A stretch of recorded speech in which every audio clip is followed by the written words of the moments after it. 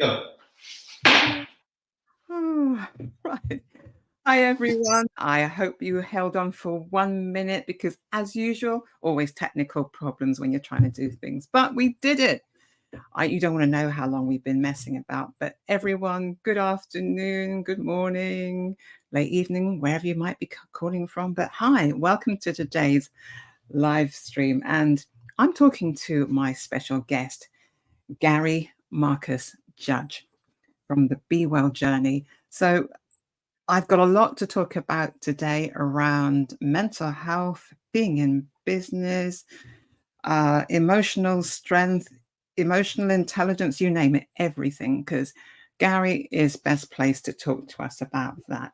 And I'm going to just make sure that everyone that we're actually on, that you can all see us. I'm going to have a quick look in the comments, make sure I can see any comments here, and um, hopefully we are on. I can see that the live thing's ticking over. If anyone would just like to comment, you can hear us. Great. That's good news. Thank you so much, Adrian. Let's get Adrian, or star of the show. Let's say, yay! You can hear us. Lovely. Brilliant.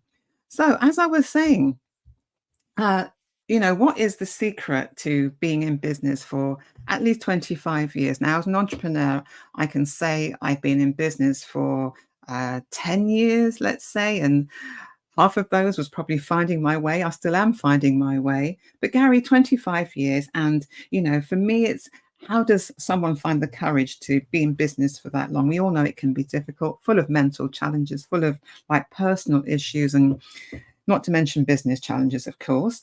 And Gary is going to help me to look at mental health today, something which perhaps entrepreneurs don't talk about enough. We can reveal the kind of the roller coaster journey that happens in the background, not to mention personally just burning out and having our own issues, but also family, how family plays into business. So I think I'm just going to cut it short there. My voice is about to go. I should have some water and introduce Gary. So Gary, you are from the Be Well Journey. So let's find out a little bit more about that. I'll just give a heads up there. It's for coaches and entrepreneurs and professionals who are looking to find a balance in their life between performance and well-being. Gary, have I said enough already? You tell me. Okay, I'll tell you. Well, hello everyone. I'm Gary. I'm from the UK, but now I live in Italy. I've been in Italy for over 25 years. I'm here mainly for love because that's what happened. I was supposed to stay here just for a short period, but 25 years have passed by. And in those 25 years, I've been an entrepreneur. I started my own business, very risk taker as my main is like is a value, is a strength, but it's also a weakness. I love taking risks, and so I opened this business, not speaking the language, not knowing anything about the culture, not knowing anything. I just opened the business, and I said, let's see where it takes us. And it was a game. I think as an entrepreneur, probably it was let's see where this takes me. That was my premises at the beginning, because I didn't really have any entrepreneurial skills. I didn't know anything about the culture or the country. I didn't have any support. I just met this Italian girl who became my wife, and so we were just about to get sort of on this marriage and this journey of living together. And so it was all just put there. So let's do something with this. So are you saying to me, Gary, that you fell into business because you fell in love and then you went to Italy and that was the start of the business? Yeah, because when I arrived in Italy, the qualifications I had just were not recognized by the Italian state. And so I'd studied journalism. I tried to do that. I tried to do proofreading. I tried to help a journalist, an agency, a communication agency, and I was translating and editing and doing that kind of stuff, but it just didn't make any money. And so at the time I said, well, let's go back to London. I said to my girlfriend at the time before we got married, let's go and live in London because that's where I'm from, and I'm sure we'll make a life there. And she said, no, I've got my family here, I've got my friends, and let's try it here. And right. So before you go any further, Gary, where someone said, Henry Garcia has said, what a beautiful love story. Oh, Gary, it was a beautiful love story. But let's just cut to the quick. So you ended up doing translation. So English, teaching English, all that kind of stuff. That was a natural place that you fell into. And a business sprang out of that. So businesses, we don't always set out to run a business. Sometimes we don't even know what we're going to fall into. You sounded as though you fell back on a skill that you had, and it actually built up and has been in place for 25 years. So this has been, as Henry Garcia backed up, falling in love, and then also falling in love with your business. Now, business is not an easy journey to do, even if you're English, in doing it in English, an English country. Running a business in another country, second language for you, Italian, I assume.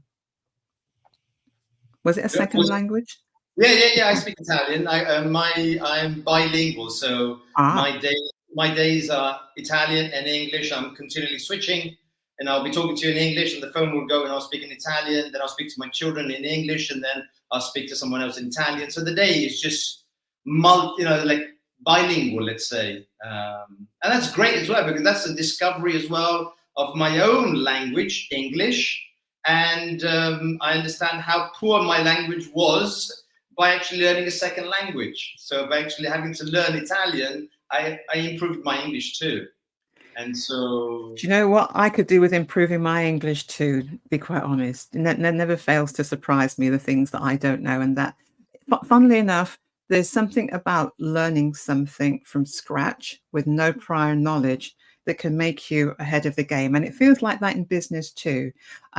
We might look at people and think, oh, they know more. They've got a degree in this, been to a business school, done X, Y, Z. And you'd be surprised at the number of entrepreneurs that come through with very little business acumen. They pick it up on the way, but they're prepared to learn from the beginning upwards. Now, on this journey, because today was really about looking into mental well-being and mental health, emotional health, all that kind of stuff, Gary, it's a place for us to just be honest about how difficult business can be. And perhaps, the moments that you've kind of had, your roller coaster moments, as I call them, when we dip into being ecstatic when things go really, really well, and just down in the dumps when things don't go well. So are there any standout moments for you which were highs? Let's start with the highs. Why not? 2 or 3 highs that.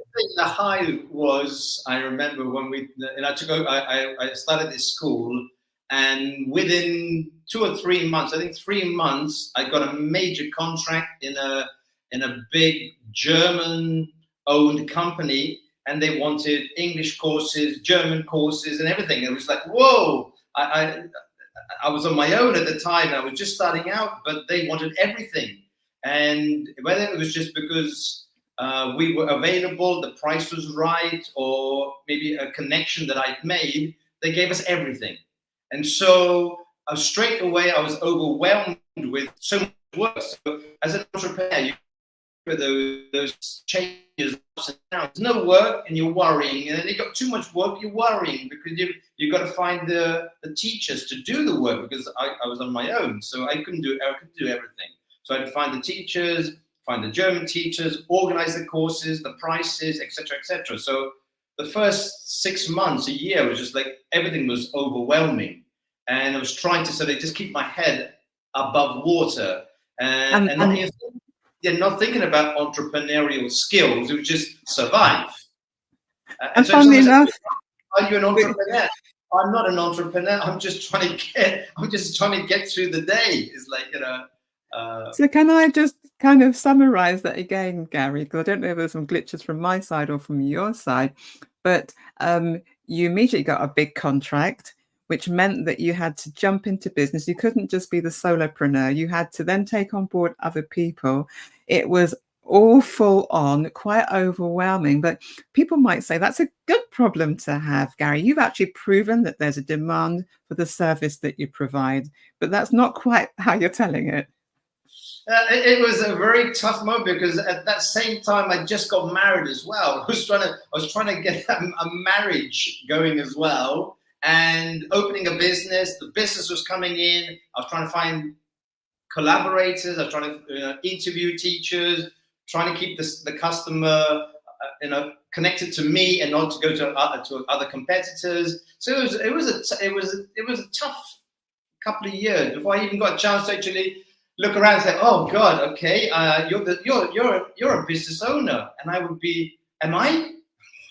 It seems I'm just like firefighting, but I'm a business owner. Yeah, I am a business owner. Yeah. And you know what? There are many of us, including me. I have this kind of moments when I think, goodness me, am I a business owner? Yes, I must be. I've been in business for X amount of years. I do this, I do that, I do the other. So it's really refreshing to hear you say that, Gary. And I like I said, it sounds like a good problem to have, but it was like feet in first, wasn't it? Diving in head first, a big contract right away, having to put all the systems and the processes in place to make that work. So you don't lose that big client that gave you the opportunity in the first place.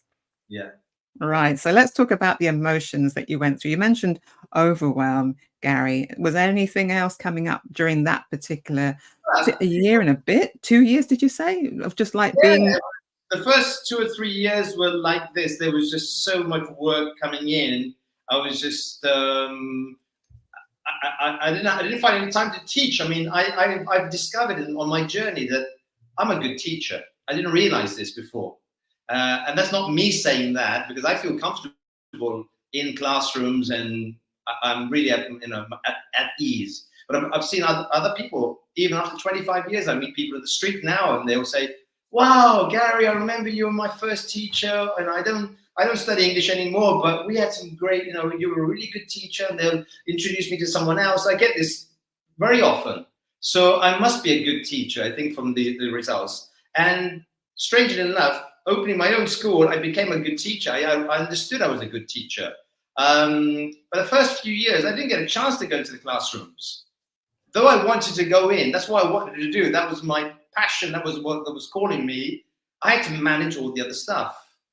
And so I never really got a chance to, really get into teaching until I created a team, created a structure to take on all the back office stuff that left me free to go to the classrooms and actually really enjoy and do, that was my passion, really. And that is the strangest thing, isn't it? We go in with our own personal skills, and then in order to grow and to scale, we have to employ other people, and then we stop doing what we love, which I think could be a real tipping point for some people. That's probably why they build a business and sell it and then, get another business in place, because you have to stay true to what makes you happy. And okay, it might not have been your first love. I'm going to teach English in a foreign country, but you grew into it. You grew into it. Now, as the business grew and you started managing people, what other issues came up for you that, again, the overwhelm that you had at the beginning, having the big contract, what other things kind of rolled out there afterwards? Well, after that was me employing people rather than me being employed by companies. I was employing people. And that was like, I had to interview people, and I love people. I fall in love with people, and I can't see their faults, their flaws. And so taking on people and you're trying them, and then you're discovering things about them, and you think, oh my God, you didn't see that. I didn't see that because I'm not a recruiter. So I some stories I can tell you, people. I would take on people, and then so if I just turned up, knocked on your office door and said, "Gary, I haven't got a job, but I can teach English. I think I speak good English. Gary, give us a job." You'd have just said yes. Well, I'd sit you down. I'd try to understand you, because I'm always a soft skilled person. So I try to get a bit deeper. I'm not into just looking at your curriculum on the external and say, you're a qualified teacher, you're from New York, like that. Okay. I try to go a bit deeper. And that maybe even is a weakness of mine, because when I do find something that connects us, that makes you employable for me. Is that enough? I found along the way, no. And then sometimes also my good-heartedness, I'm trying to help someone. I've taken on teachers who've let me down. And that's also meant that we've lost business along the way in these last 25 years. We've lost contracts because bad choices. My choices, obviously, it's not the teacher's fault, because I should have seen that before. The teacher just wasn't able to do something that I thought that person could have done. And in a way, then, Gary, this thing about having a fledgling business, a startup business, and allowing it to grow and to scale, there are other things that we need to take on board as skills which we don't. So I'm hearing that. And, I know that you're good at emotional intelligence. I know that over time it's become that way, but it wasn't there at the beginning. That kind of awareness. I mean, just liking someone, it sounds like a good reason to employ someone, doesn't it? I like them, but that's not enough. That's not enough, is it? No. I mean, emotional intelligence played a big role later on. I mean, at the beginning, as I say, we had so much work coming along. I had to create a structure, team, get people on board, get the teachers on board, get contracts. And it was just work. There's so much going on.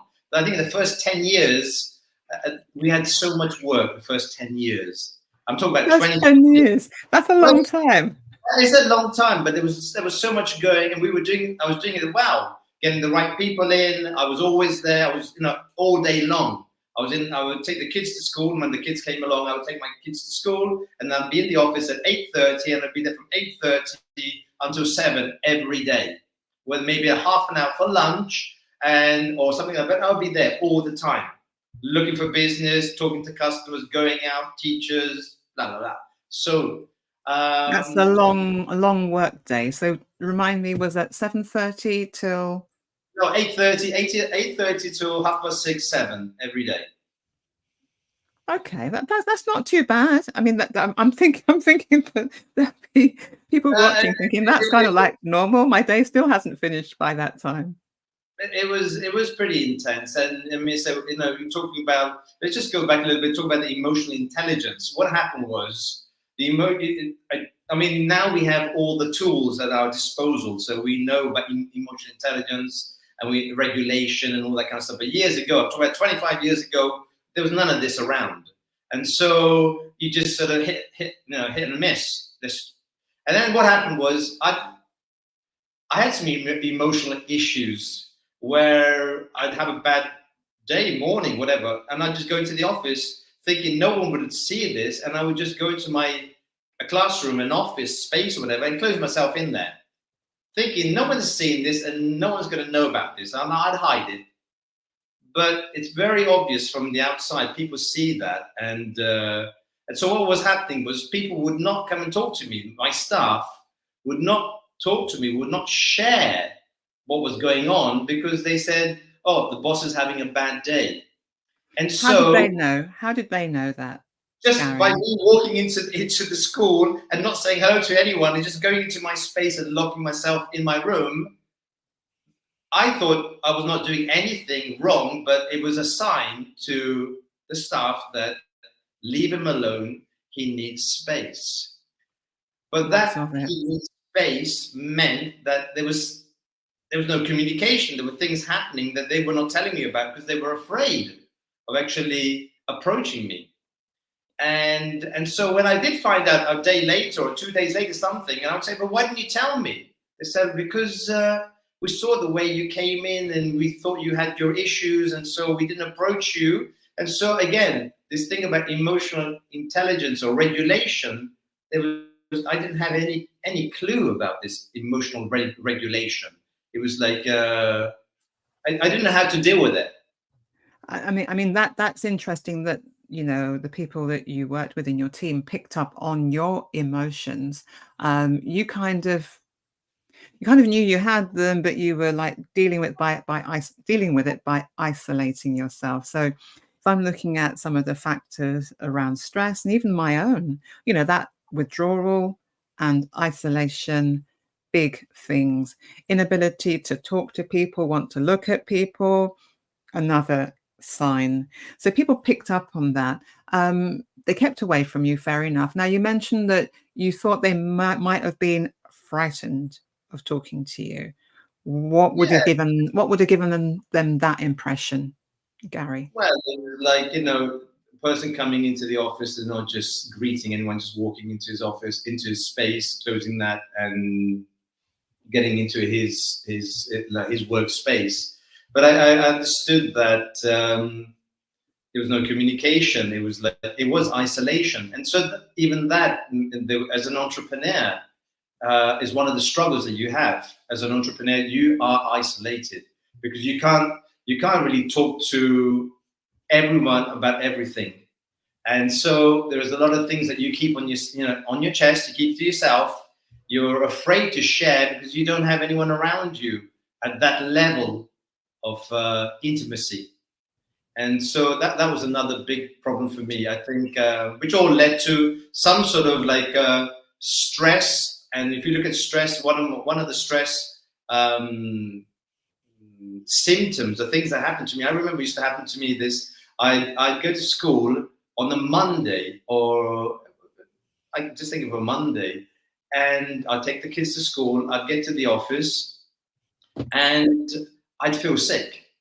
I'd feel nausea, and I wouldn't know why. And I'd get in there, I'd be sweating, and I go to the office and I say, I don't feel well. I'll just go for a little walk around the block and then I'll be back. I just need some air. This is okay. So I'd go out and I'd walk around, and sometimes I'd even actually vomit somewhere along the way, come back in, go into the office and say, listen, I can't stay here. I'm just no use to anyone. I feel really bad. Get in the car, go home. I'd go back home, and I'd lock myself in my bedroom in the dark all day.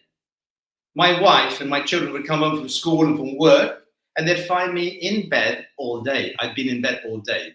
And they said, did you go to work? My wife said, did you go to work? I said, no, I woke up this morning, I felt really bad. And I vomited and I've been in bed all day. And I didn't know at the time, because after reflecting, these were the stress symptoms that were coming along.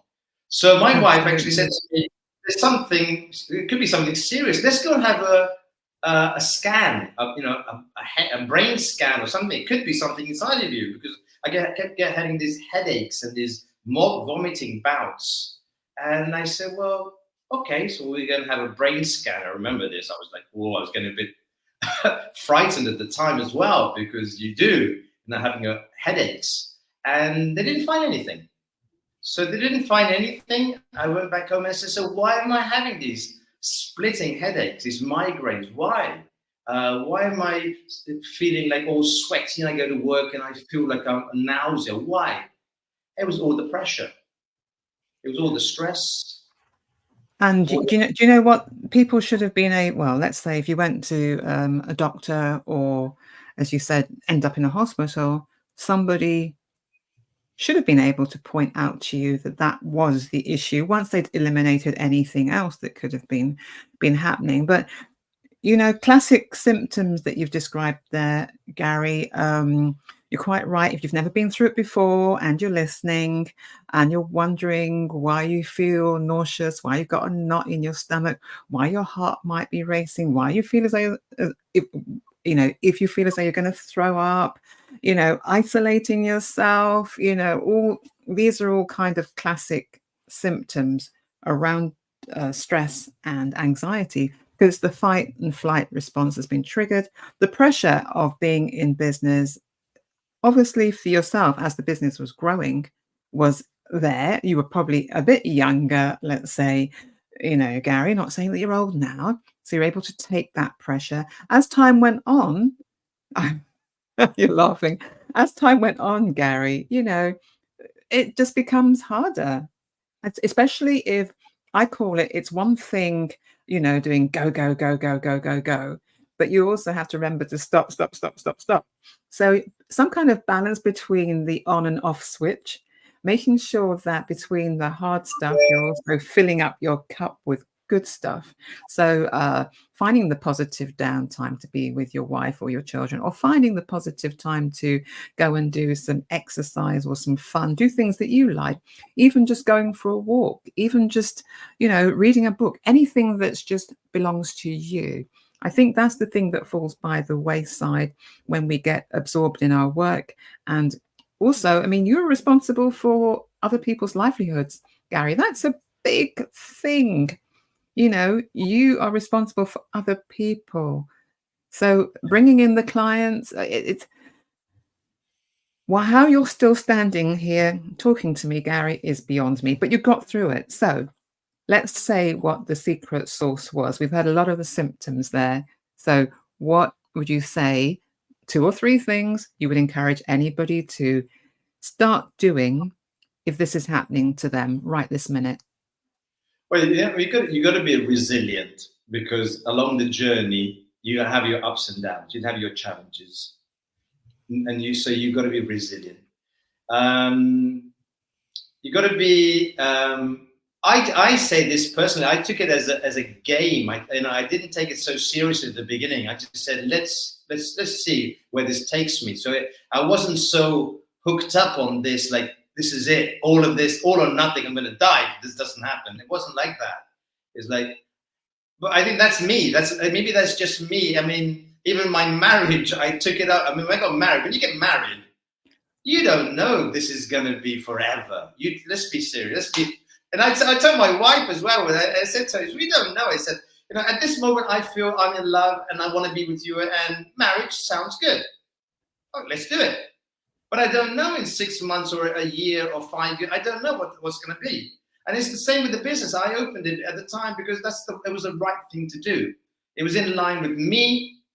It represented me the way I wanted to be. I wanted to manage myself, my time, my energy. It became an obsession, because it does become an obsession. You work all the time. You're on holiday. You're messaging. You're phoning. You're doing it. It becomes an obsession.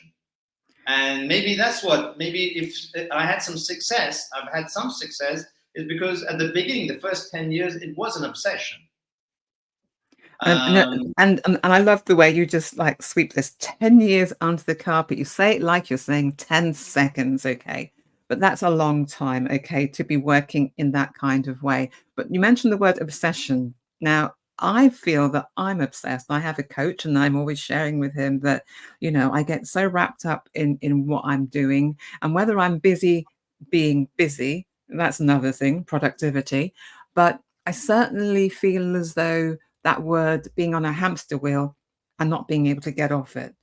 And it feels like just waking up in the morning, getting into working, talking to Gary on this interview. When Gary goes, then I'll do something else. And then I'll eat at some point, and then I'll get back on the computer again. And it feels as though the whole day gets kind of just drifts in that kind of way.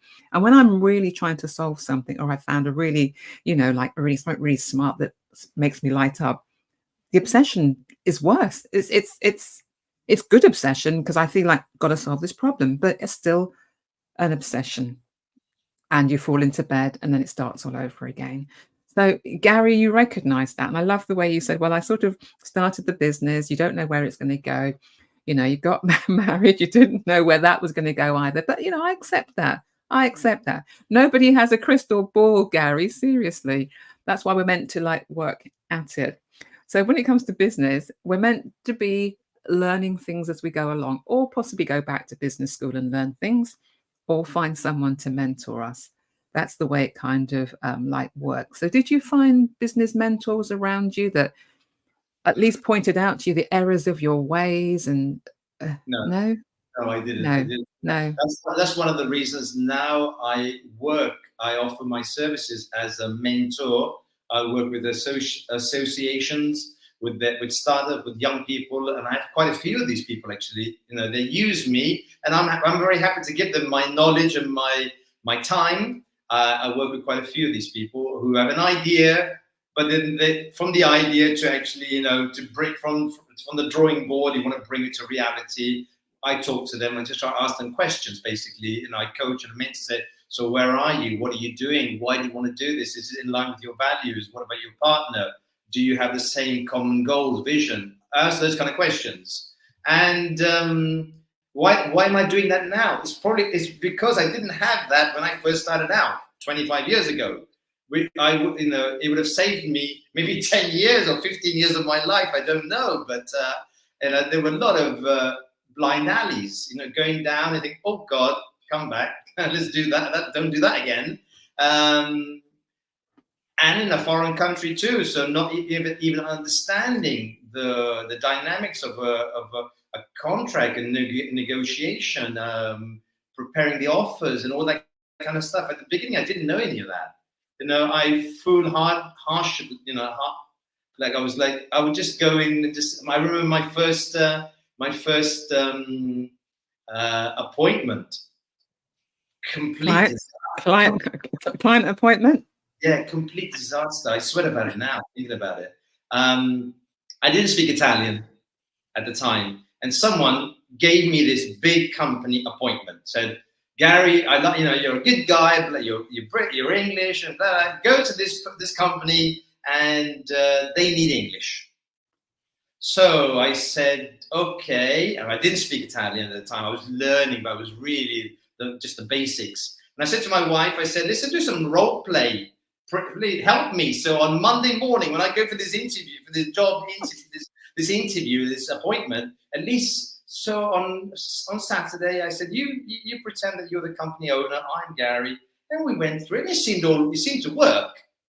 And so on the Monday morning, I went to this company. I rolled up my car, parked, got outside, walked into this big company, and the secretary said, buongiorno in Italian. I said, buongiorno, the basics, I knew that. And she said, just sit here and it won't be a minute. Anyway, so after about 5 minutes, the big boss, she said, can you go into his room? You go into this big office and massive office, big desk, and he's sitting behind there. And he says in Italian, mi dica, which means tell me. And I looked at him, tell me what? I thought, oh my God. And obviously he was expecting this in Italian, not in English. And here I was, fumbling in my broken Italian to try and present my company and myself and hoping to close a contract. And it was just a complete disaster. I just wanted this big hole to open up and just swallow me in, So can I safely say, Gary, you didn't get that? No, I didn't get that. It was a great lesson. I think we can all remember the first time that we spoke to a client or tried to take a client onboard a client, and the hours that we spend thinking about it, not being able to sleep, etc., etc. So yeah, that was, you got better after that, though, Gary. That was the good news, wasn't it? So let's get back then to the title of your company, or the name of your company is Be Well Journey. The Be Well Journey. But the name of the English school was Green School. Okay, so Green School, there's probably some kind of a story behind that. Well, the color green, people ask me, is that your surname? I said, no. So why did you call it the Green School and not the Blue School or the Yellow School or whatever school? Green was the color for hope. It's the color for hope. And so when the school started in 1998, or even before that, it actually started up because I took over because the school was not going well. It was a school for children. So the person who actually started the school in 1981, objective was to give hope to kids. And so the school was called Green School. When I came into the business, I came with an entrepreneur. I wanted to do a business. Yeah, we had some kids courses, but I didn't see that going anywhere. I said, we need to get into companies. We need to do something a little bit more sort of substantial. And I said, let's change the name. And then I thought, anyway, the first years, I didn't have time to think about changing the name because there was so much work to be done. So I didn't have time to think about it. So we kept the name. And then after 10 years, when things slowed down a little bit, I said, let's change the name. I said, but why change the name? What are you going to call it? The Gary Judge School. What are you going to call it? Oh, just leave it. And so we left it. You could have done with a branding expert at that point, couldn't you? This whole word branding is the big thing now. So that's what you could have done with a branding expert. Should I change my name? Shouldn't I change it? Maybe, but it didn't. I think in the end, it was me. I mean, it's the entrepreneur, it's the person. People bought me. And so if the school had success, I mean, you know, I'm not, I don't want to boast about this, but I think, you know, you buy the person rather than the company. And I was able to create good relationships with people, being myself. You know, I'm just a down to earth kind of guy. There were at the beginning, there was a lot of moments where I thought I was an imposter, you know, this imposter syndrome at the beginning, because I was not an entrepreneur. I was just sort of winging my way through trying to understand what does an entrepreneur do? Does he get dressed with a tie? So I go to work dressed in a suit and a tie. And what does an entrepreneur do? I mean, and so it was just like winging it. It was just, I felt like an imposter in many situations. So, and it's quite interesting for you to say, Gary, you know, I mean, even after 10 years, you're still feeling that kind of, well, you've been 25 years, but at that 10-year mark, there was still that sense of, what am I? I'm an entrepreneur. Oh my God, people work for me.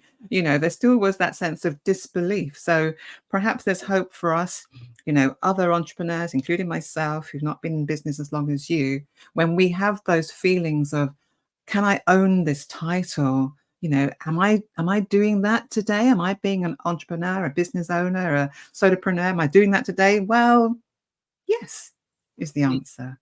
You know, so when it comes to business then, and 25 years in the business, you would have a bit of a sense of what makes a successful business. I hear you saying about the personal branding, which is a big thing now, of course. It wasn't called personal branding there. You said people are buying you.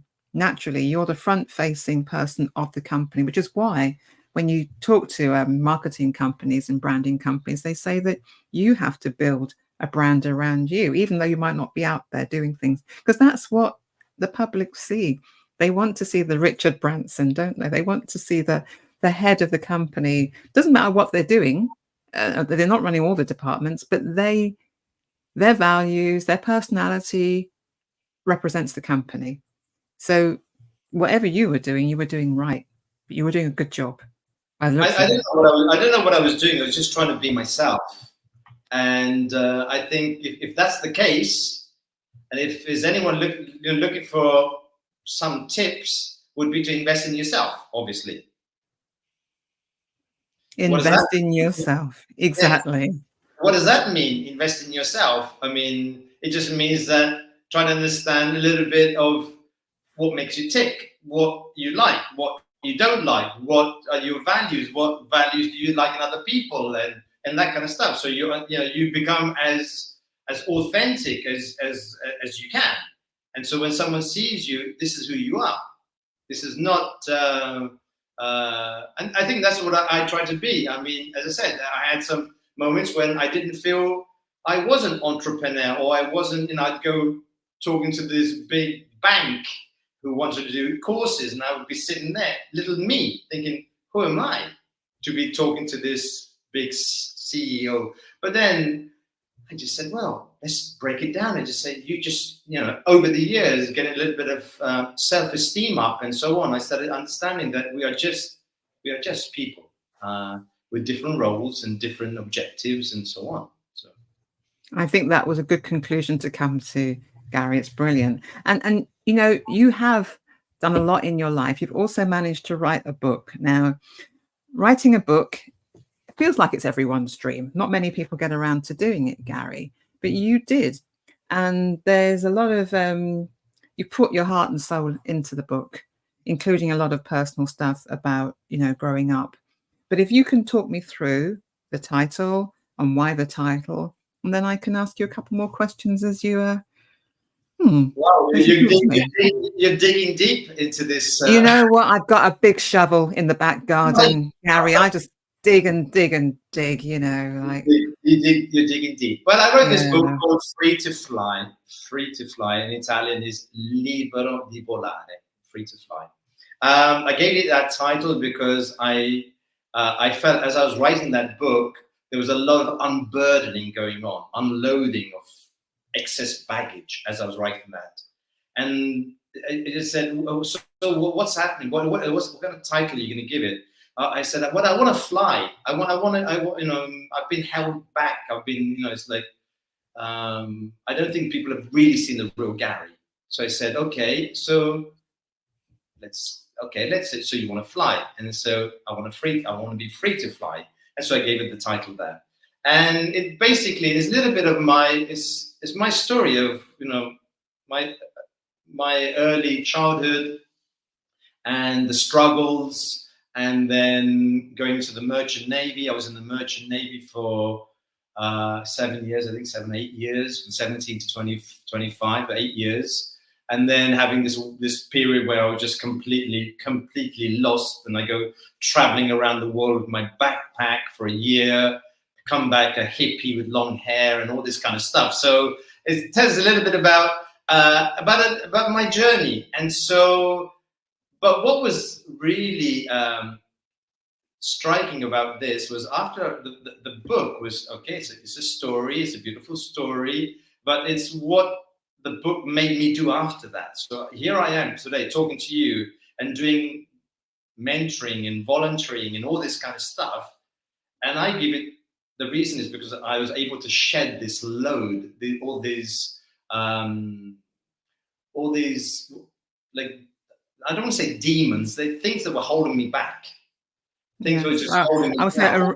a reservoir of events, you know, Yeah. just waiting sometimes to flood us. They overwhelm us because we don't know where they come from, but they're just sitting there. So let's say you drained the reservoir.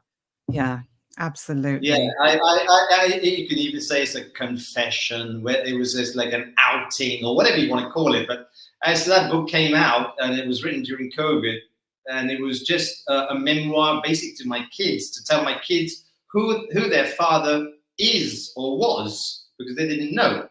So I shared all of this with them. And as I was doing that, I just started listening. They said, "Well, great. No, you don't have to hide anything. It's there. It's all out there. So you are who you are." And by doing that, I shed so much of that load away, and I feel much lighter. So I move lighter. I fly around now. That's amazing, and that's why it's called. Is it I Can Fly, or Free do to you know fly. what? Free Say to that fly. again. Free to Free. Fly. Yeah, and Free to Fly also reminded me of a song which I loved. Dare I say singing? You don't want me to sing, Gary, but Yes, you do. Go for it. Joy, go for it. Go sing. no, I won't sing. I won't sing. I do it really badly every time I come on. I won't do it, but I'm tempted. But Okay. Free to Fly reminded me of I Believe I Can Fly by R. Kelly. So we're going back to, 90s, I suppose. I'm one of those generations. So the 90s, R. Kelly and I Believe I Can Fly, and it had such amazing lyrics in it that just were freeing. But this whole process of having a burden, dare we say, Gary, and talking to someone about it is important. Now, in the early days as a business owner, you finding someone to talk to that was at your level was very, very difficult. Hence, going into work and feeling full of stuff, not being able to share it, locking your door, and everyone just keeping away from you, which isn't good for business. As you said, people forgot to tell you things or didn't share things with you, or crises happened when you were not available, which isn't good for business, full stop. Now, fast forward, COVID. Who would think that COVID could generate so many positive things for a lot of people? Been some downsides, of course, but it helped you to explore who you were. But there's also a bigger picture behind it. I love the fact you're saying you're leaving it for your children. This is like the legacy. We talk about, are you creating a business legacy? But you've also created a personal legacy that your children can look back and say, that was my dad. And I've printed out what you've written down, funnily enough. I have been doing a bit of digging. You know what I'm like, Gary. So Wow. I'm Well just going to done. quote. I'm going to quote what you've said, you know, about your book somewhere. Um, I've learned that you can have everything in life. I mean, everything. Just raise your head and ask. Money, friendship, work, family, and abundance that we often don't allow ourselves to have. We're settling for little. I think I might have read that wrong, but anyway, somewhere there. Of course, asking without doing and without acting does not lead to any results. So God helps those who help themselves. You want something, go and get it. The other thing that I read was just about leaving that legacy for your children so that they can know who their father was and encourage them to go for things as well. So it was about encouraging them to be positive, encouraging them to want more out of life, and encouraging them to try.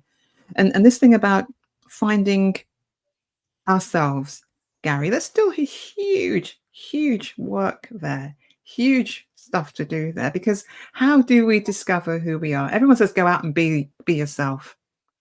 It's not as easy as that, is it? No, no, no, no, no, no, no.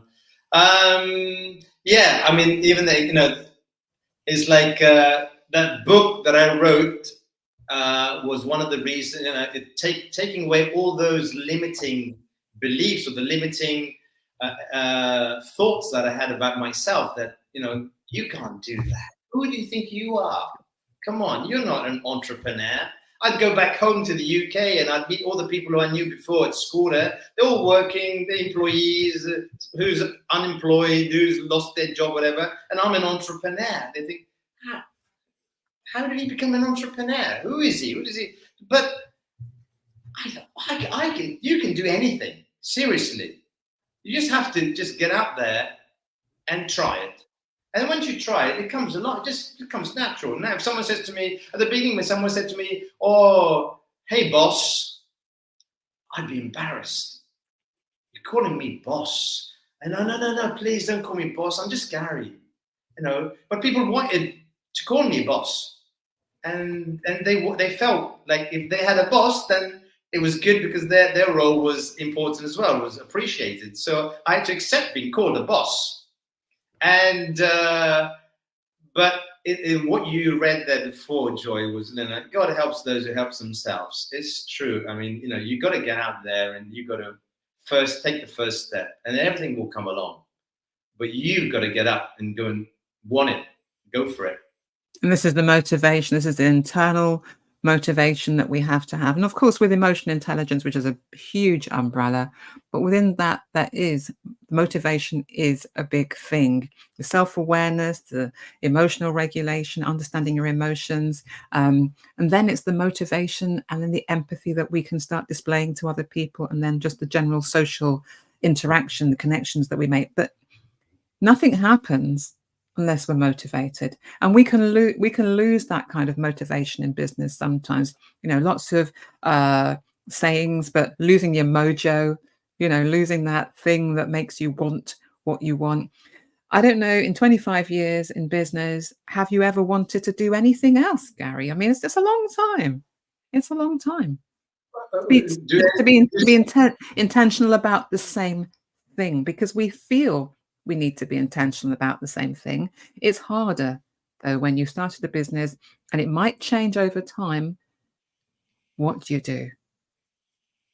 But do something else in what way, Joe? What do you mean? Well, let's say the first business idea that you've had. So, okay, I've got into therapy and coaching.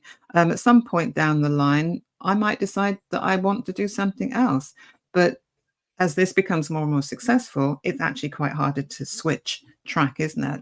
But it sounds as though you managed to be as excited and interested in your first passion, and you've let it last for 25 years, which is hard, I think. I mean, perhaps it's not hard.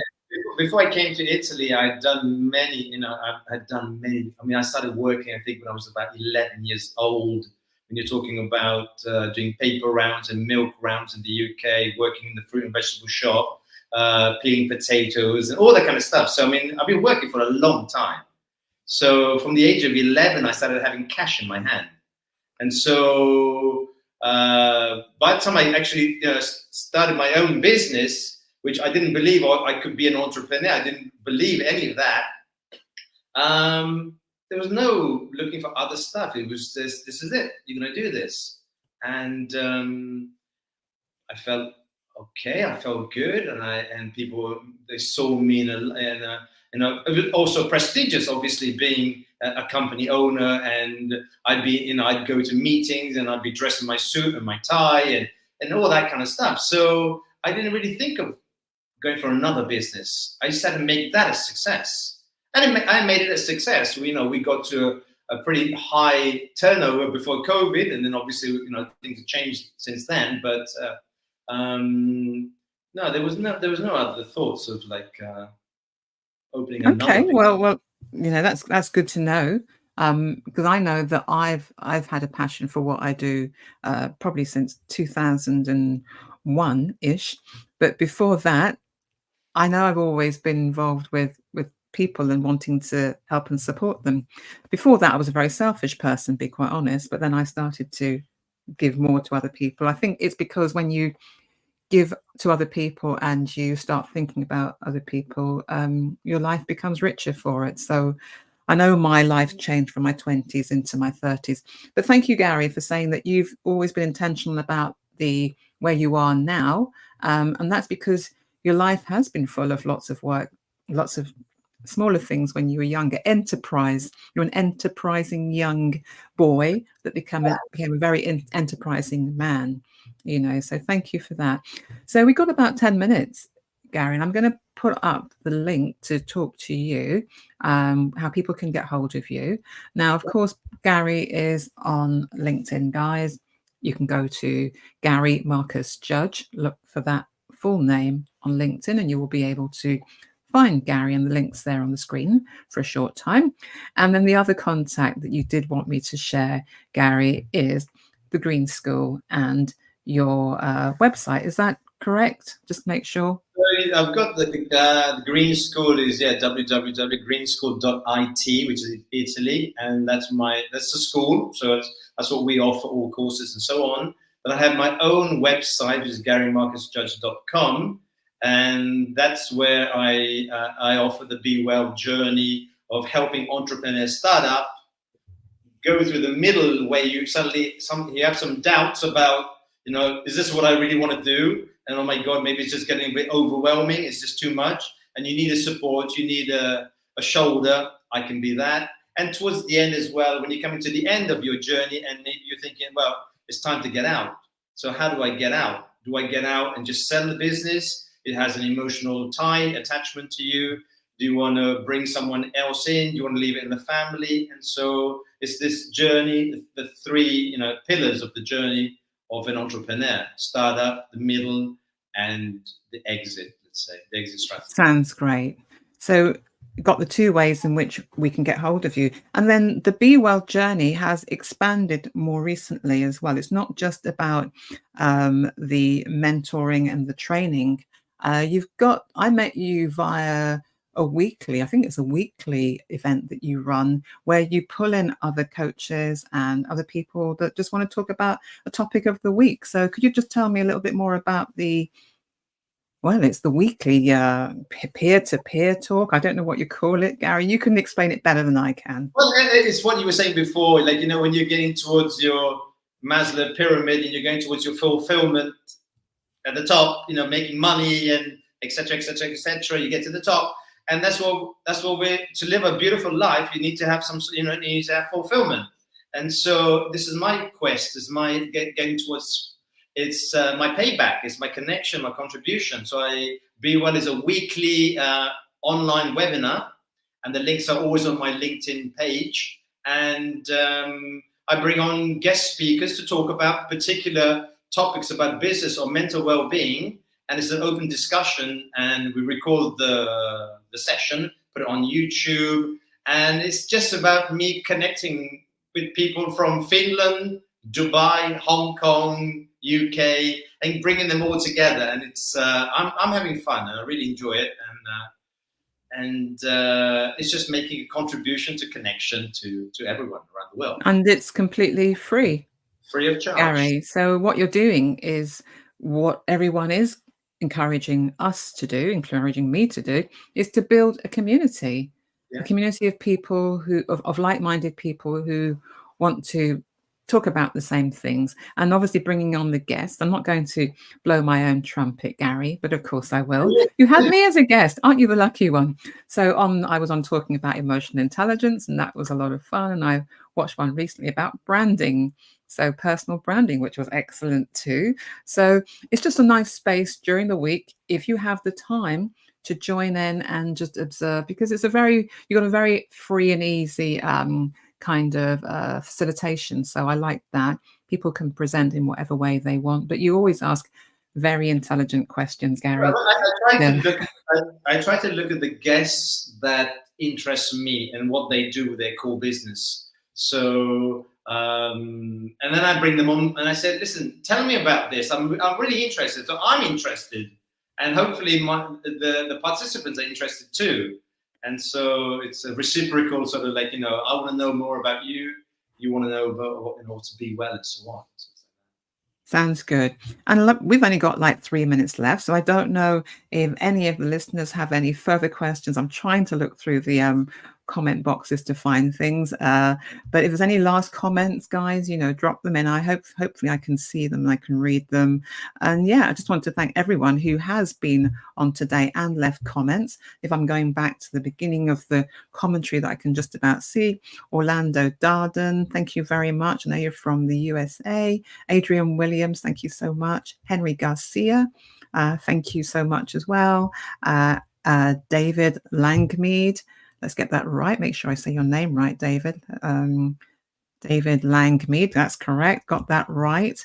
And then who else can I say? Annalise Lander, thank you so much as well. So nice little comments in there, guys. Thank you for supporting this particular show and adding things that are useful, I hope.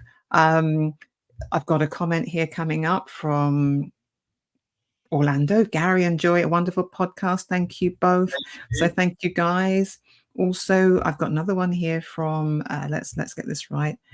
Just done Orlando's. Adrian Williams, thank you both. Been an interesting chat. And Abigail has been listening. Abigail Emma Judge. She's not your wife, is she? No, she's my daughter. Daughter. I was close. Abigail, nice to see you. It's your daughter. She should know more about her dad than we do, but thank you so much for dropping in, Abigail. That's probably why she joined your show, to know a little bit more about her dad. It's fabulous. So we're getting lots of very positive feedback. Henry Garcia, thank you as well, Joy and Gary. So yeah, and I'll just put up again how you can reach Gary. My name is Joy Langley. I never tell you who I am. I always forget, but Joy Langley, and I'm an emotional intelligence coach and also a therapist. And I work with business owners and CEOs to help them to manage their emotions, because emotional strength equals a strong business in my books. So just a reminder that you can get hold of Gary via LinkedIn. Very easy to find, Gary Marcus Judge. And now I know Abigail. Hi, Abigail, your daughter. I shall look for her on LinkedIn as well.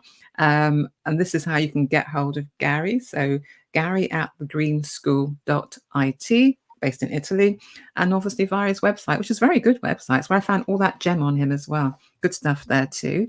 If you need to get hold of me, I am on LinkedIn too. You'll find me as Karen Joy Langley, because that's my full name. Joy is my middle name. I use that an awful lot. So thank you guys for joining us. 1 o'clock. Have a lovely afternoon, or it's just the end of your morning. Good morning. Evening beginning. Good evening. Been a pleasure having you, Gary. And thank you for having me on your show. And nice talking to you. And hopefully, inspirational. I'll have you back on my Be Well more than willingly. It's going to cost you a lot, Gary, to get me back, but I'll see what I can do. No, I'm only joking. True, that's true. I mean, yeah, that's true. No, but thank you very much. Just teasing you. And we have learned a lot from you, Gary, and I appreciate you being so open and so honest about the mental and the emotional health that happens if you're not, let's put it that, the emotional and the mental health problems that can happen if you don't look after yourself in business. Doesn't matter whether you've been in business for 1 year, as you said, 10 years, 25 years, you learn along the way, learn the lessons, spot all the symptoms that are happening to you, and talk to someone. And as Gary flagged up, isolation, a big thing, not wanting to talk to people, physical symptoms, queasiness, wanting to throw up, heart racing. These are all stress symptoms. So don't let them persist. Please look after your health, because without you, you don't have a business. So thank you, everyone. Gary, thank you so much. And we'll catch up with, might catch up with you again, actually, in the new year. Who sees? Let's see where it goes. Okay. See you soon. Okay. And thanks, everyone, for joining. Much pleasure. Much appreciated.